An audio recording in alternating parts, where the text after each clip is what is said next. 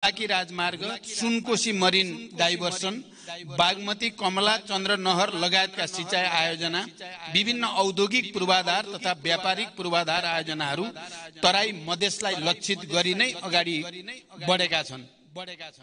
तराई मधेस समृद्धि कार्यक्रम मधेसलाई काठमाडौँसँग जोड्ने द्रुत मार्ग लगायतका ठूला परियोजनाहरू पनि मधेस प्रदेशमा नै पर्ने र तिनको समयबद्ध कार्यान्वयनका लागि यथेष्ट बजेट विनियोजन गरिएको छ।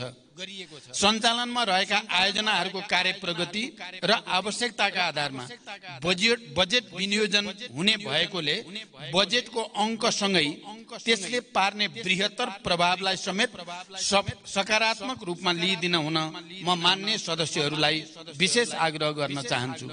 पर्साको वीरगञ्जको विकास सरकारको प्राथमिकतामा छ। नारायणी रङ्गशालामा आगामी वर्षका लागि 1,50,00,000 विनियोजन गरिएको छ। नारायणी अस्पतालको लागि रु 41,30,00,000 विनियोजन गरिएको छ। ठाकुरराम बहुमुखी क्याम्पसका लागि विश्वविद्यालय अनुदान आयोग मार्फत अनुदान जाने व्यवस्था मिलाइएको छ। सरकारले मानव जीवनसँग सम्बन्धित अत्यावश्यक विषयहरू स्वास्थ्य, शिक्षा, कृषि र रोजगारीलाई उच्च प्राथमिकतामा राखेको छ।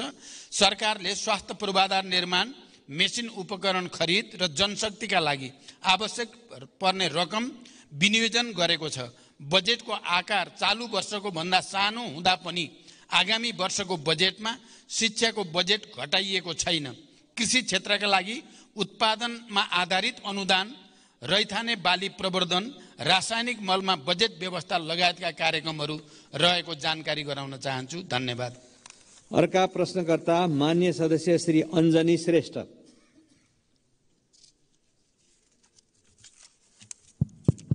सम्माननीय सभामुख महोदय, सम्माननीय सभामुख मार्फत प्रधानमन्त्रीसँग प्रश्न राख्न चाहन्छु।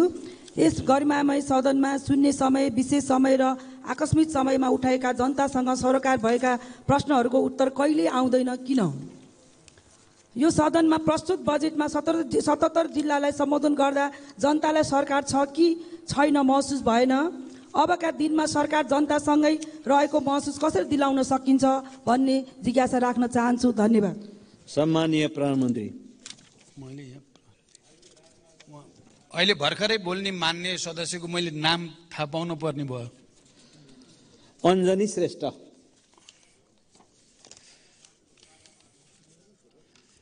सम्मान्य सभामुख महोदय, सम्मानित सदनमा शून्य समय र विशेष समयमा मान्य सदस्यले उठाएका विभिन्न प्रश्नहरूमा सरकार संवेदनशील भई तिनको जवाफ नियमित रूपमा दिइ नै रहेको छ। सदनमा उठाइएका प्रश्न र जिज्ञासाहरूको जवाफ दिने जिम्मेवारी र उत्तरदायित्वबाट सरकार कहिल्यै पछि हटेको छैन र कहिल्यै पछि हट्ने पनि छैन। राष्ट्र र नागरिकको समग्र हित तथा समुन्नतिका लागि सरकार सदैव प्रयत्नशील रहँदै आएको छ र प्रयत्नशील रहि नै रहनेछ। जनसरकारका विविध विषयलाई उचित सम्बोधन गर्दै तथा विकास निर्माण कार्यलाई गति दिँदै सरकार र नागरिक बीचको सम्बन्धलाई सुदृढ बनाउन सरकार दृढ सङ्कल्पित रहेको जानकारी गराउँछु। धन्यवाद।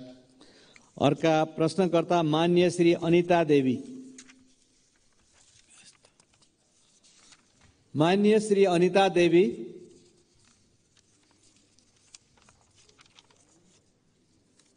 माननीय श्री अनिता देवी। यसपछि अर्का प्रश्नकर्ता मान्य श्री अनिशा नेपाली।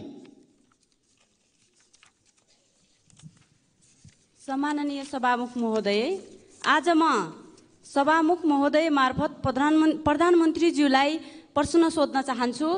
सम्माननीय प्रधानमन्त्रीज्यूको हालै सम्पन्न भारत भ्रमणमा भारतले नेपालबाट 10,000 मेगावाट विद्युत खरिद गर्ने सहमति भएको जानकारी आयो।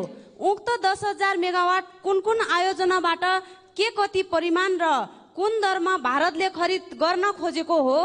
खरिद सम्झौता कहिलेबाट सुरु हुन्छ र कहिलेसम्मको लागि हो? नेपालकै लगानीको विदेशी कम्पनीले ठेक्कामा निर्माण गरेका योजनाको विद्युत खरिद हुन्छ हुँदैन? यस सम्बन्धमा के कस्तो कार्यविधि तयार हुँदैछ? यस्तो महत्त्वपूर्ण विषय संसदको जानकारीको विषय हो कि होइन? धन्यवाद। सम्माननीय प्रधानमन्त्री। सम्मान्य सभामुख महोदय, भर्खरै मैले मित्र राष्ट्र भारतको भ्रमण गर्दा नेपालको जलविद्युत विकासका लागि लगानी भित्र्याउन र उत्पादित विद्युत निर्यात गर्ने सम्बन्धमा महत्त्वपूर्ण कार्यहरू भएका छन्। भारत सरकारले आगामी 10 वर्षमा नेपालबाट 10,000 मेगावाट जलविद्युत खरिद गर्ने प्रतिबद्धता भारतीय प्रधानमन्त्री श्री नरेन्द्र मोदीजीले व्यक्त गर्नुभएको कुरा अवगत भएकै छ। भारतसँगको दीर्घकालीन ऊर्जा व्यापार सम्झौतामा प्रारम्भिक हस्ताक्षर भ्रमणकै दौरानमा भइ पनि सकेको छ। सम्झौतामा अन्तिम हस्ताक्षर छिटै हुने विश्वास छ। देशमा हाल वर्षायाममा विद्युत उत्पादन क्षमता करिब 2800 मेगावाट रहेको छ भने अधिकतम खपत करिब 1900 मेगावाट पिक डिमान्ड रहेको अवस्था छ। आन्तरिक खपतभन्दा बढी भएको ऊर्जा खेर जान नदिने गरी छिमेकी भारतमा विद्युत निर्यात भइरहेको छ। यसबाट देशको व्यापार घाटा न्यूनीकरण गर्न समेत महत्त्वपूर्ण योगदान पुगिरहेको छ। देशभित्र नै अधिकतम आन्तरिक विद्युतीय ऊर्जा खपत वृद्धि गर्न सरकारले ऊर्जा खपत सम्बन्धी कार्ययोजना ल्याइसकेको छ र सो अनुसार काम अगाडि बढिरहेको कुरा पनि म यो सम्मानित सदनलाई जानकारी गराउन चाहन्छु। हाम्रो देशमा जलविद्युत उत्पादनको अत्यधिक सम्भावना रहेको र देशको समृद्धि हासिल गर्नका लागि एउटा महत्त्वपूर्ण स्रोतको रूपमा ऊर्जा व्यापार हुन सक्ने तथ्य निर्विवाद रूपमा रहेको छ। आन्तरिक खपतभन्दा बढी उत्पादन भएको विद्युतलाई निर्यात गरेर देशको आर्थिक विकासमा योगदान पुर्याउने लक्ष्य सरकारले लिएको छ र देशको आन्तरिक खपतलाई हेरेर अल्पकालीन, मध्यकालीन र दीर्घकालीन रूपमा खरिद सम्झौता गरिनेछ। हाल नेपाल सरकार एवं निजी क्षेत्रबाट निर्माणाधीन निर्माणको तयारीका अवस्थामा रहेका विद्युत आयोजनाहरूबाट उत्पादन हुने विद्युत मध्ये आन्तरिक खपत गरी बाँकी हुने विद्युत मात्र निर्यात गरिने नीति नेपाल सरकारको रहेको कुरा पनि म स्पष्ट गर्न चाहन्छु। आवश्यकता अनुसार निर्यात हुने परिमाणलाई मन्त्रालयका सचिव स्तरीय समितिले थपघट गर्न सक्ने व्यवस्था समेत रहेको छ। प्रचलित कानुनको परिधिभित्र रही विद्युत व्यापार हुनेछ। यस सम्बन्धी कार्यविधि ऊर्जा, जलस्रोत तथा सिँचाइ मन्त्रालय र नेपाल विद्युत प्राधिकरणबाट तयार पार्ने काम अगाडि बढिरहेको जानकारी गराउँछु। धन्यवाद। अर्का प्रश्नकर्ता माननीय श्री अब्दुल खान।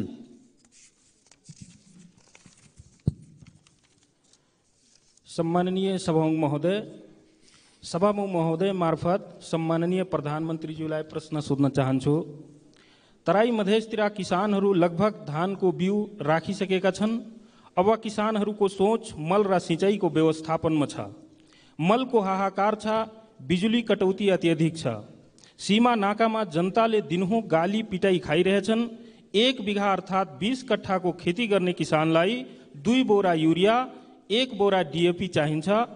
भारतबाट ल्याउँदा नेपाल प्रहरीले जफत गर्छ।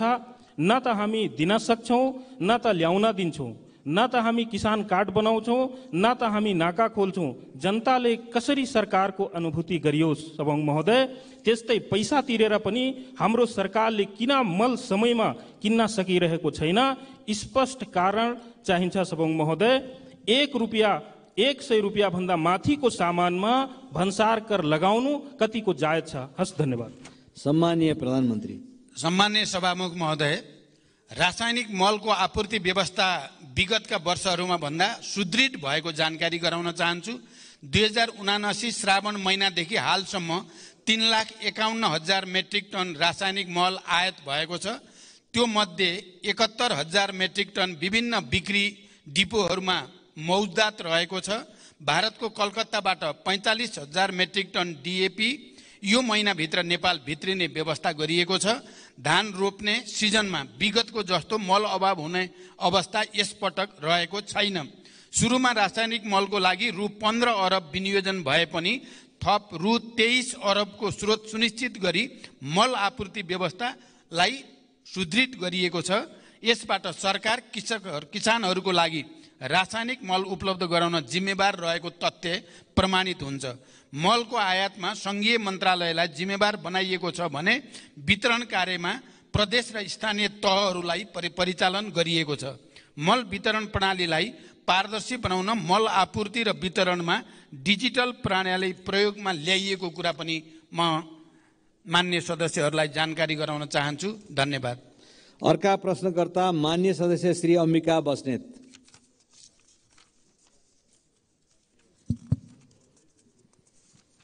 सम्माननीय सभामुख महोदय मार्फत सम्माननीय प्रधानमन्त्रीज्यूसँग जिज्ञासा राख्न चाहन्छु। गोकर्णेश्वर नगरपालिका वडा नम्बर 1 शिवपुरी राष्ट्रिय निकुञ्जभित्र पर्दछ। त्यहाँ सर्वसाधारण नागरिकहरूको बसोबास पनि छ। त्यो बस्तीभन्दा बाहिर बस्ने नातागोता भाइ साथीभाइहरू आउँदाखेरि शुल्क तिरेर मात्र जानुपर्छ। त्यही क्षेत्रभित्र गोसाइँकुण्ड जाने बाटो पनि छ, हेलम्बु जाने पुरानो बाटो पनि छ। तर निकुञ्जलाई शुल्क नबुझाइ सहजै अभिलेखीकरण मात्र गरेर आवत जावत गर्न पाइँदैन। यसभन्दा पहिला शुल्क नलाग्ने भनी 2 चोटि क्याबिनेटले निर्णय गरिसकेको भए पनि कार्यान्वयन नभएको जानकारी गराउन चाहन्छु। त्यही राष्ट्रिय निकुञ्जभित्र पर्ने टोखा छहरे हुँदै नुवाकोट जाँदा अभिलेखीकरण मात्र गरेर निर्विवाद आवत जावत गर्न पाइन्छ। एउटै निकुञ्जभित्र त्यस्तो विभेदकारी नियम किन लागू भइरहेको छ? सम्माननीय प्रधानमन्त्रीज्यूसँग मेरो जिज्ञासा छ र साथै त्यस्तो विभेदकारी नीति हट्नुपर्छ भनी जोडदार माग पनि गर्न चाहन्छु। हस्, धन्यवाद। जय नेपाल। सम्माननीय सभामुख महोदय, फेरि मलाई नाम भन्दिन पर्ने भयो। यहाँ मेरो थोरै चाहिँ यो तलमाथि परेको। अम्बिका बस्नेत, मान्य श्री अम्बिका बस्नेतको प्रश्न छ। अम्बिका बस्नेत।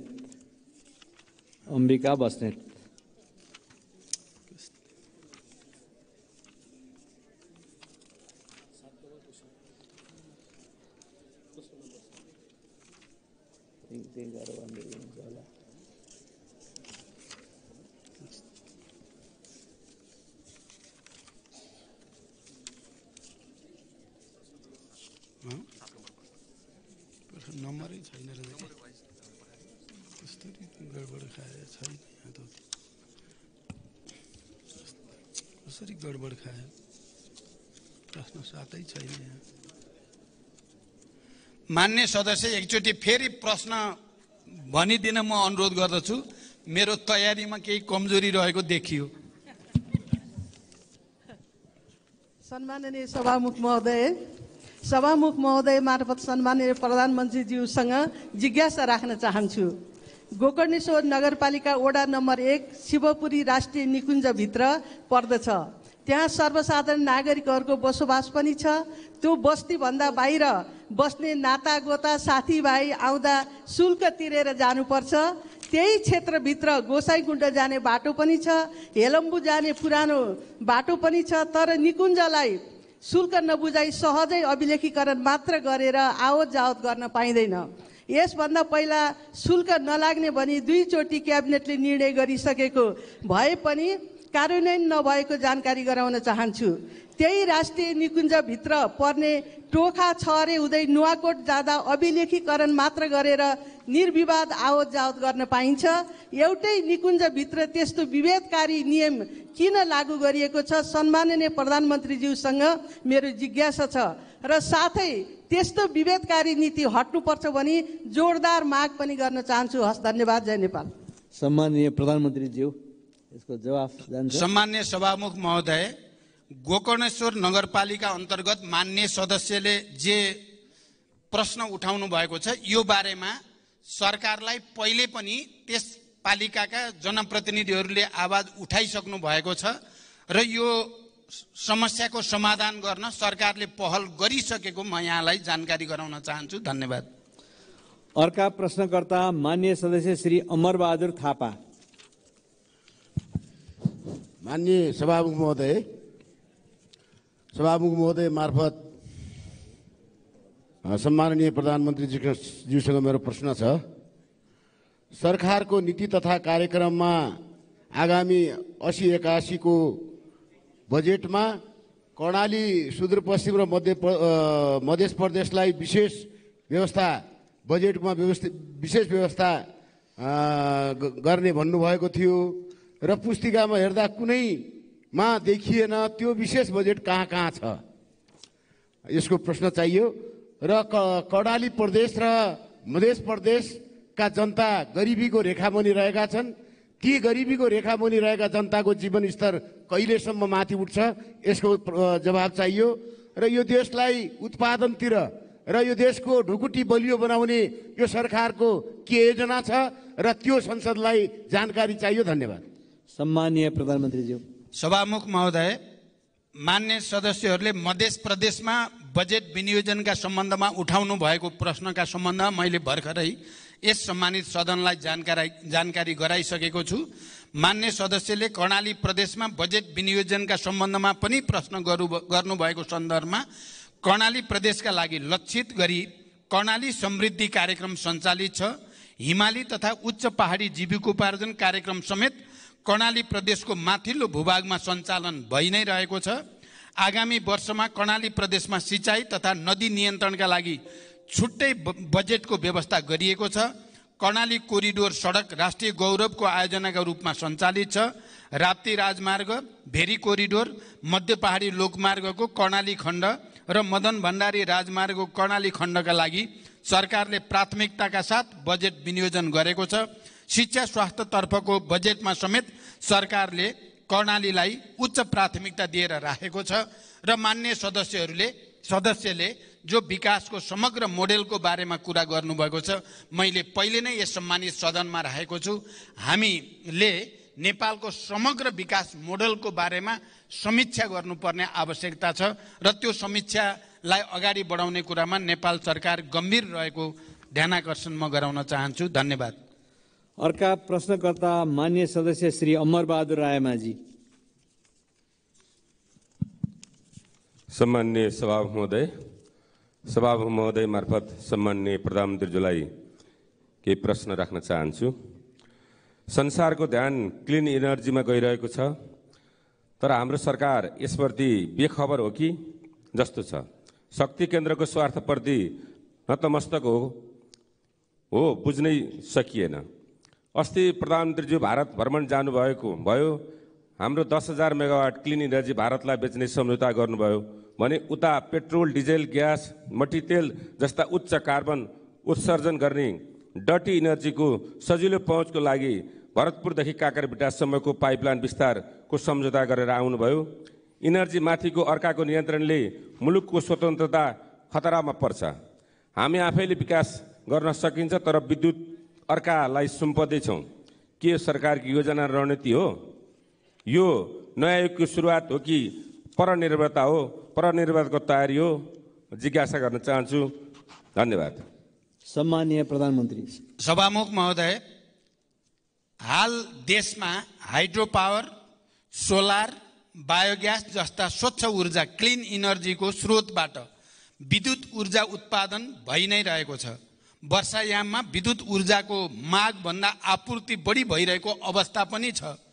देशमा विद्युतीय र पेट्रोलियम दुवै ऊर्जाको प्रयोग भइरहेको छ। विद्युतको प्रयोग बढाउँदै लाने र पेट्रोलियम पदार्थको प्रयोग कम गर्दै क्रमशः विस्थापित गर्ने सरकारको नीति छ भन्ने कुरा म स्पष्ट गर्न चाहन्छु। नेपालमा विद्युतीय सवारी कम गर्दै क्रमशः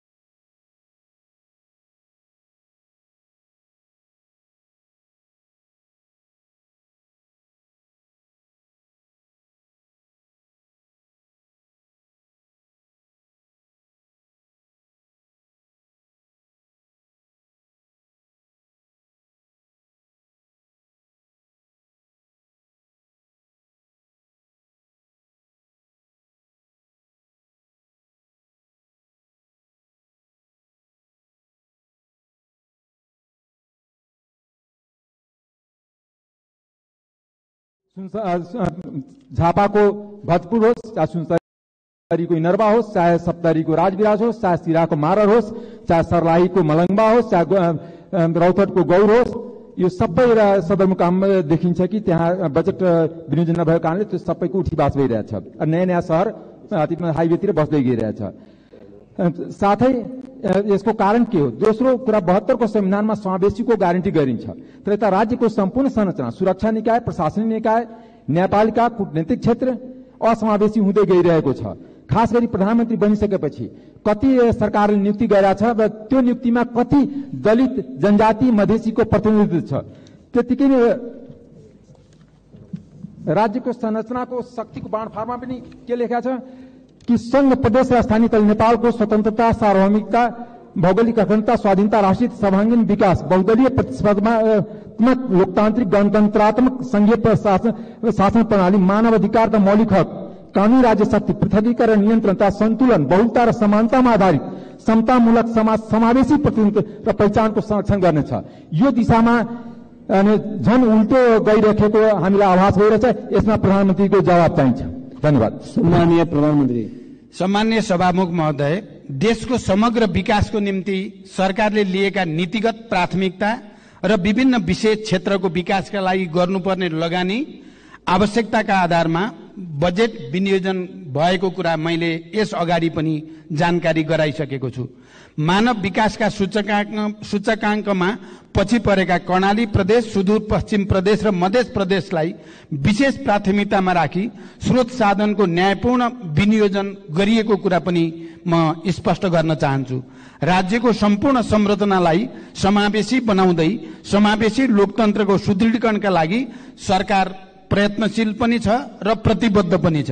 सोही अनुसार विभिन्न नीतिगत, कानूनी र प्रक्रियागत सुधारहरूलाई निरन्तरता दिने कुरामा सरकार स्पष्ट रहेको जानकारी म मान्य सदस्यलाई गराउन चाहन्छु। धन्यवाद। अर्का प्रश्नकर्ता मान्य सदस्य श्री अमृतलाल राजवंशी।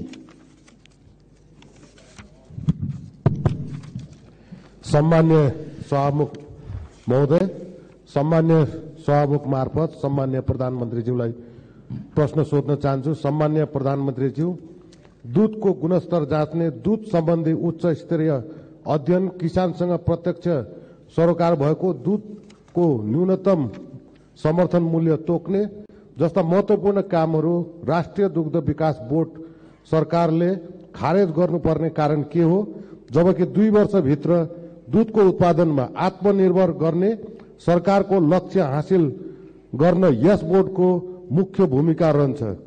साथै मिति 2080 असार 7 गते माननीय कृषि तथा पशुपन्छी मन्त्री र सचिवज्यूसँग भएको छलफलमा उहाँहरूले दिएको जानकारी अनुसार केही तथ्याङ्कहरू परिवर्तन भएकोले सोही अनुसार प्रश्न सोध्न चाहन्छु। लम्पी स्किन रोगको महामारीले 21,000 भन्दा बढी गाई भैँसी मरिसकेका, 6,08,200 गाई भैँसीहरू यो रोगबाट संक्रमित भएका एवं 76 जिल्लामा यो रोग फैलेको अवस्था छ र यस विषयमा सरकारले के गरिरहेको छ स्पष्ट जानकारी होस्। धन्यवाद। सम्माननीय प्रधानमन्त्री। सम्मान्य सभामुख महोदय, राष्ट्रिय दुग्ध विकास बोर्डको कार्यक्षेत्र र मन्त्रालय एवं विभागबाट सम्पादन भइरहेको कार्य समानान्तर प्रकृतिको रहेको देखिएको हुँदा दोहोरोपन समेत देखिएको र यसलाई खारेज गरी यस सम्बन्धी नियामकीय र प्रवर्धनात्मक कार्य मन्त्रालय र विभागबाट सम्पादन हुने व्यवस्था मिलाइनेछ। हाल सार्वजनिक खर्चमा परेको चाप समेतलाई मध्यनजर गरी यो निर्णय लिइएको म जानकारी गराउन चाहन्छु। लम्पी स्किन रोग नेपालमा पहिलो पटक व्यापक रूपमा फैलिएको अवस्था रहेको छ। रोग लाग्न नदिन र लागेका पशुहरूलाई उपचारको लागि संघ, प्रदेश, स्थानीय तह र विभिन्न संस्थाहरूमा रहेका पशु सेवा प्राविधिक परिचालन गरिएको छ। संघबाट कृषि तथा पशुपन्छी विकास मन्त्रालयले सहसचिवको नेतृत्वमा प्रदेशमा 7 वटा टोली परिचालन गरिएको छ। स्थानीय तह र प्रदेशमा कार्यरत पशु सेवा प्राविधिकहरूलाई अनलाइन तालिमको व्यवस्था गरी क्षमता विकास गर्ने काम भइ नै राखेको छ। यो रोग नियन्त्रण र उपचारका लागि संघीय स्तरबाट चाँडै बजेटको व्यवस्था गरी स्थानीय तहमा पठाउने प्रक्रिया अगाडि बढेको पनि म जानकारी गराउन चाहन्छु। आगामी दिनहरूमा यस्ता संक्रामक रोग फैलिन नदिन क्वारेन्टाइन व्यवस्थापन, जनशक्ति व्यवस्थापन र औषधि उपचारलाई थप सुदृढ गरिनेछ। धन्यवाद। अर्का प्रश्नकर्ता मान्य सदस्य श्री अमिता देवी अग्रहरी।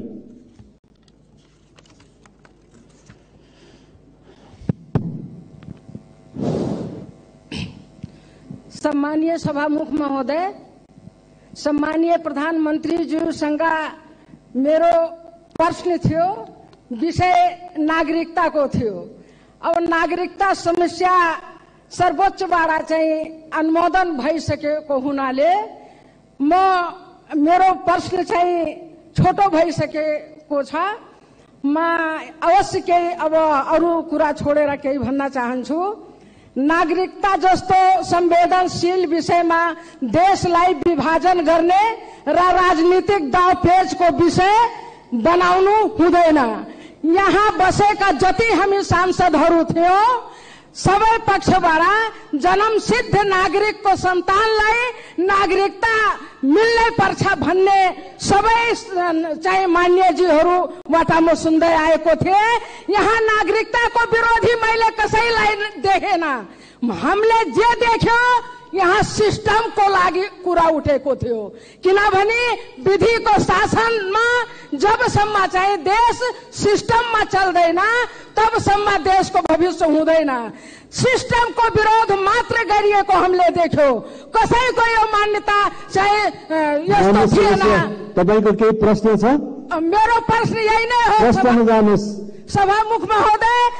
दोबारा फेरि चाहिँ हाम्रो प्रधानमन्त्रीज्यूबाट चाहिँ विधिको शासन ख्याल गरेर मात्र अगाडि बढ्नुपर्छ, नत्र लाखौं चाहिँ अरबौं खर्च गरेर यो प्रतिनिधि सभाका चाहिँ के अरे उत्पादन भएको हो।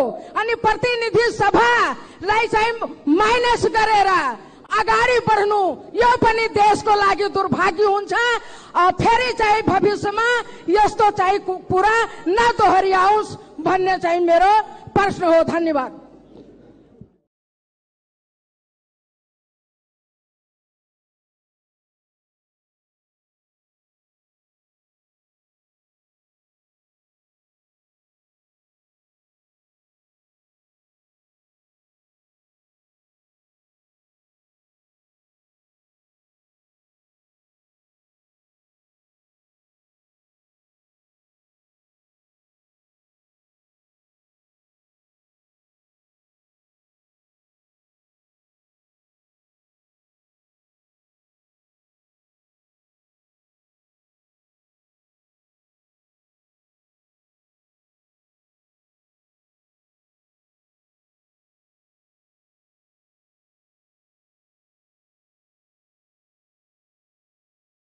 म सहमति नै देख्छु।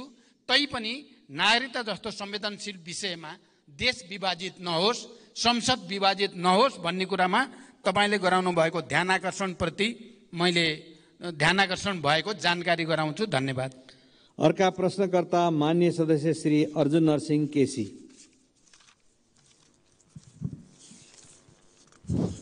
सभामुख महोदय मार्फत म प्रधानमन्त्रीलाई प्रश्न गर्न चाहन्छु। नेपाल कृषि प्रधान देश, हरेक वर्ष किसान जुन बेला खेतीको समय हुन्छ त्यो मल नपाएर ती किसानहरू हाहाकार पर छटपटिनु पर्ने स्थिति एकातिर छ। तर त्यही समयमा कालो बजारियामा जहाँ जति किन्न पाइन्छ त्यो कालो बजारिया नियन्त्रण छ, न मल चाहिँ आपूर्ति गर्न सक्ने स्थिति छ। भर्खरै प्रधानमन्त्रीले 3,50,000 मेट्रिक टनको कुरा गर्नुभयो। वर्षको झन्डै 5,40,000 मेट्रिक टन देशमा आवश्यकता छ। अब त्यसैले यो भोग्नु पो एकातिर त्यो छ भने यो दुःखद अवस्थालाई चिरेर जसो तसो उत्पादन गरेका कृषकहरूको दुध, तरकारी, फलफुल तथा खाद्यान्नले खाद्यान्नको न्यूनतम मूल्य पनि नपाएर सडकमा फालाफाल गर्नुपर्ने स्थिति हामीले प्रत्येक दिन जस्तो देखिरहेका छौँ र त्यो सँगसँगै अर्कोतिर उपभोक्ताले चर्को मूल्य चुकाउनु पर्ने स्थिति जुन छ त्यो स्थितिको अन्त्य के यो वर्ष अन्त्य हुनसक्छ, त्यसमा विश्वास गर्न सकिन्छ, त्यसमा सरकार साँच्चै दृढ छ? धन्यवाद। सम्माननीय प्रधानमन्त्री। सम्माननीय सभामुख महोदय, कृषि उपजको बजार प्रणालीमा कृषकले न्यून मूल्य पाउने र उपभोक्ताले चर्को मूल्य तिर्नुपर्ने अवस्थाको अन्त्य गर्न प्रमुख खाद्यान्न बालीको सिजन पूर्व नै समर्थन मूल्य तोक्ने व्यवस्था नेपाल सरकारले गरेको छ। दूध उत्पादक कृषकहरूले पाउने न्यूनतम मूल्य तोकिएको छ भने उखु उत्पादक कृषकहरूलाई रु 70 प्रति क्विन्टलको हिसाबले अनुदान उपलब्ध गराउने व्यवस्था मिलाइएको छ। तरकारीको बजार प्रणालीमा देखिएका समस्या समाधान गर्न विकेन्द्रित प्रणाली अपनाई प्रदेश सरकार र स्थानीय सरकारलाई समेत जिम्मेवार बनाउने गरी कार्य अगाडि बढेको छ। आधुनिक कृषि बजार पूर्वाधारहरूको विकास तथा व्यवसायीहरूसँगको सहकार्यमा खरिद सुनिश्चितता गर्ने गरी कार्यक्रम सञ्चालित छन्। बजारको माग अनुसार नाशवान कृषि उपजको उत्पादन गर्न बजार सूचना प्रणाली स्थापना गरी कृषकहरूलाई सुसूचित गर्ने कार्यक्रम बनाइएको छ।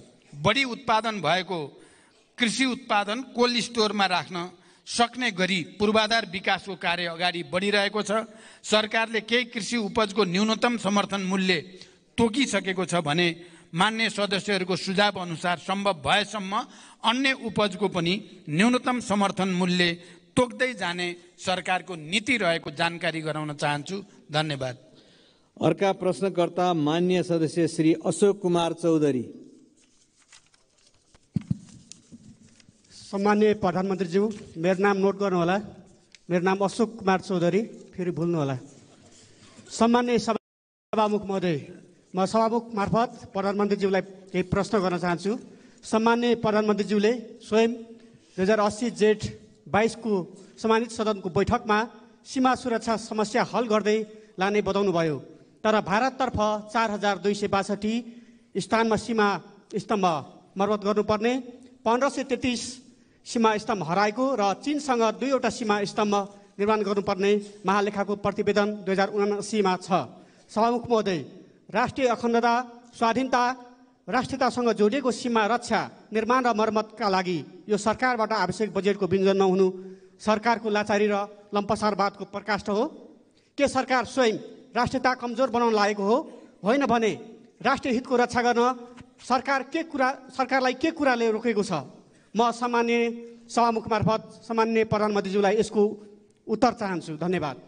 सम्माननीय प्रधानमन्त्री। सम्मान्य सभामुख महोदय, नेपालको सार्वभौम सत्ता, राष्ट्रिय स्वतन्त्रता, भौगोलिक अखण्डता, सीमानाको सुरक्षा, राष्ट्रिय एकता लगायत राष्ट्रिय हितको रक्षाको लागि सरकार संवेदनशील र निरन्तर प्रयत्नशील रहेको जानकारी म गराउन चाहन्छु। यसै सन्दर्भमा अन्तर्राष्ट्रिय सीमा सुरक्षालाई थप सबल, सुदृढ र प्रभावकारी बनाउन सीमा स्तम्भहरूको नियमित मर्मत सम्भार गर्दै जाने र बोर्डर आउटपोस्टहरूको सुदृढीकरण र थप स्थानमा आउटपोस्ट निर्माण गर्दै लैजाने विषय सरकारको उच्च प्राथमिकतामा रहेको छ र सोही बमोजिम स्रोत साधन र जनशक्तिको व्यवस्था पनि गरिएको छ। हालसम्म स्थापना भएका 250 बोर्डर आउटपोस्टहरू मध्ये 128 वटाको भौतिक संरचना निर्माण भएको र चालु आर्थिक वर्ष 79-80 सम्ममा थप 10 बोर्डर आउटपोस्टहरू निर्माण सम्पन्न हुनेछन् र यो विषयमा सरकार गम्भीर रहेको छ र यसमा राष्ट्रिय एकता, हाम्रो पहिले नै बोर्डरको विषयमा नेपालको राष्ट्रिय स्वतन्त्रताको विषय, सार्वभौम सत्ताको विषय, भौगोलिक अखण्डताको विषय र सिमानाको सुरक्षाको विषयमा एउटा बृहत्तर राष्ट्रिय एकता नेपालमा भएको कुरा सम्मानित सदनमा नै धेरैचोटि प्रमाणित भएको तथ्य म स्पष्ट गर्न चाहन्छु। धन्यवाद। माननीय सदस्यहरू, आजको लागि निर्धारण गरिएको प्रधानमन्त्रीसँग प्रत्यक्ष प्रश्नोत्तर सम्बन्धी कार्यक्रम यही समाप्त हुन्छ।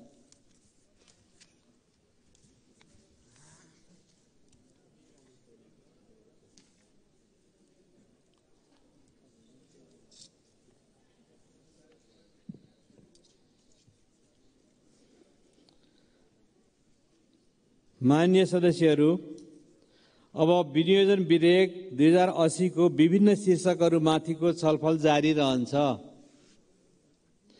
यसै क्रममा संस्कृति, पर्यटन तथा नागरिक उड्डयन मन्त्रालय, गृह मन्त्रालय, रक्षा मन्त्रालय, प्रधानमन्त्री तथा मन्त्री परिषदको कार्यालय, राष्ट्रिय योजना आयोगको सचिवालय र राष्ट्रपतिको कार्यालय एवं उपराष्ट्रपतिको कार्यालय सम्बन्धी विनियोजन शीर्षकहरूमाथि विनियोजित शीर्षकहरूमाथि सामूहिक रूपमा छलफल प्रारम्भ हुन्छ।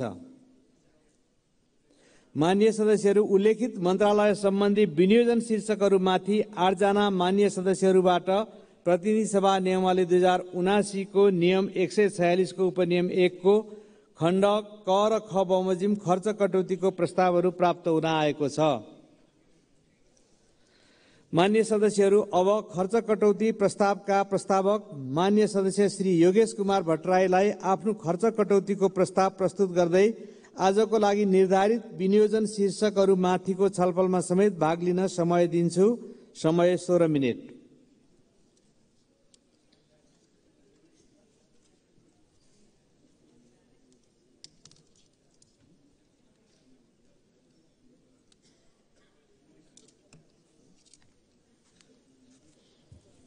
सम्मान्य सभामुख महोदय, आज विनियोजन शीर्षक अन्तर्गत संस्कृति, पर्यटन तथा नागरिक उड्डयन मन्त्रालयसँग सम्बन्धित विषयमा खर्च कटौतीको प्रस्ताव प्रस्तुत गर्न सभामुख महोदयको अनुमतिले म यहाँ उपस्थित छु। सम्मान्य सभामुख महोदय, यो मन्त्रालयले धेरै नै शास्ति बिहोर्नु पर्यो। एकपटक होइन, दुई पटक होइन, तेस्रो पटक किताब छाप्नु पर्यो। बडा दुःख लागेको छ। सायद त्यो शास्तिले बिरामी पर्नुभयो होला, आज मन्त्री पनि उपस्थित हुनुहुन्न। उहाँको स्वास्थ्य लाभ गर्नुपर्ने हो कि केही विपत्ति परेर आउनु भएन, त्यो जानकारी भएन। जेसुकै होस्, तेस्रो पटक प्राप्त भएको पुस्तकमा संक्षिप्त केही आफ्ना धारणाहरू राख्न चाहन्छु। सभामुख महोदय, नेपालको 15औं पञ्चवर्षीय योजनाले स्वास्थ्य क्षेत्रमा केही लक्ष्यहरू किटान गरेको छ। उसले भनेको छ कि यो 15औं पञ्चवर्षीय योजनाको समाप्तिसँगै, जो यो 80 साल यसको अन्तिम वर्ष हो, प्रत्येक वर्ष 35 लाख पर्यटकहरू नेपालमा भित्राइनेछ। आज त्यसको परिस्थिति कस्तो छ भन्दा करिब 8 लाख भन्दा माथि जान सकेको छैन। 2019 मा सबैभन्दा बढी 12.5 लाख पर्यटक नेपाल भित्रेका थिए। पर्यटकको बसाई 15 दिन बनाउने भने थियो, त्यो अवस्था आज विद्यमान छैन। पर्यटकहरूको प्रतिदिन खर्च $100 बनाउने भनेको थियो, $48 भन्दा माथि गएको छैन। 3,82,000 नयाँ रोजगारी थप्ने पर्यटन क्षेत्रबाट भनेको थियो, त्यसको सम्भावना देखिँदैन। 10% GDP मा योगदान गर्ने पर्यटन क्षेत्रले भनेको थियो, 3% भन्दा तल नै यसको अवस्था आज विद्यमान छ। र यो किन भइरहेको छ भने हामीले कृषि, पर्यटन, ऊर्जा जस्ता क्षेत्रलाई नेपालको अर्थतन्त्रको विकासको मुख्य आधार मानेका छौं। तर पर्यटन क्षेत्रमा जुन तहको लगानी गर्नुपर्ने हो, त्यो तहको लगानी र त्यो तहको दृष्टिकोणहरू सरकारहरूबाट बन्न सकिएका छैनन् र अहिलेको नीति कार्यक्रम र बजेटले पनि त्यसलाई ठिक ढंगले अंगीकार गर्न सकिएको छैन। दुनियाँमा पर्यटन भन्ने बित्तिकै मूलतः राज्यले, सरकारले गर्ने भनेको पर्यटन पूर्वाधारमा काम गर्ने हो। बाटो बनाउने हो, एयरपोर्ट बनाउने हो, गन्तव्यसम्मका पहुँच मार्गहरू निर्माण गर्ने हो र सहज ढंगले भिसा प्रोसेसिङ सिस्टमलाई सहज बनाउने र विदेशी पर्यटकहरूलाई आकर्षण गर्ने, तर स्वदेशी पर्यटकहरूलाई पनि देशभित्र घुम्नको निम्ति पर्याप्त त्यसको लागि उत्साहित गर्ने हो। तर अहिलेको नीति कार्यक्रम र बजेटले त्यतातिर खासै ध्यान दिएको मैले देख्दिनँ। सम्माननीय सभामुख महोदय, आज मलाई खुसी लागेको छ कि हाम्रो यो विनियोजन शीर्षकमा प्रधानमन्त्रीज्यू पनि उपस्थित हुनुहुन्छ। तर मैले केही कुरा उहाँको पनि ध्यान आकर्षण गर्नु उपयुक्त होला भन्ने लाग्छ। नेपालमा अहिले 55 वटा